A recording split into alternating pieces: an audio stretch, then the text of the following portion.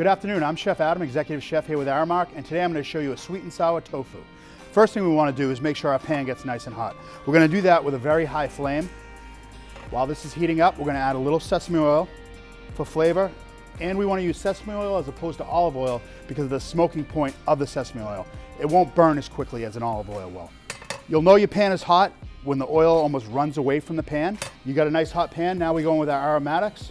We're going to go for the Asian flavor here, so of course we're going to start out with ginger, followed by chopped garlic. We're going to let that cook just a little bit, just to get that smell going.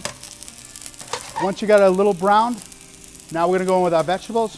We got our mushrooms, our pepper strips, our small diced julienne carrots, pre-blanched broccoli. Now we're going to go vegetarian with this dish, so I also have some marinated tofu and some marinated tempeh. Give it a couple shakes. Again, you want it to cook so you don't have to constantly shake it. Just every so often, just kind of give it a little stir. We're going to go with a tiny bit of salt and pepper.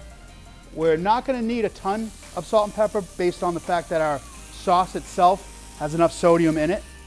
A couple more shakes. Now we're going to go in with our tofu and our tempeh. A couple scoops based on how hungry you are. Now we want the tempeh and the tofu to kind of suck up those aromatics. And now we're ready for our sauce. We have a prepared sweet and sour sauce. A couple scoops. Again, giving that a nice stir.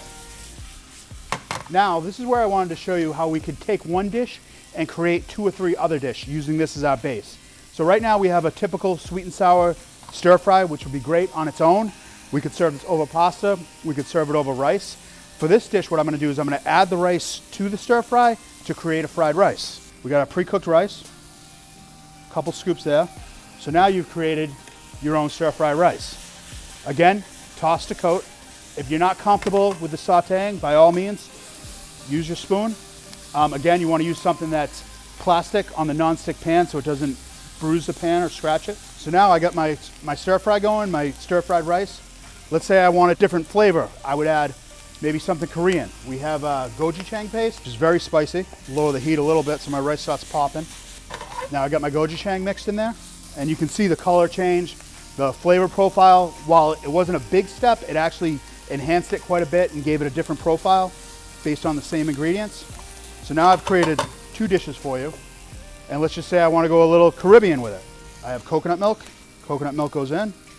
Heat goes lower so that I don't scorch the milk. And then I'm going to finish it with a little chopped cilantro. I wish you could smell it. It smells delicious. And that's it. We cook basic tofu stir-fried fried rice, and then turn it into a Caribbean coconut rice. Enjoy. Thanks for watching.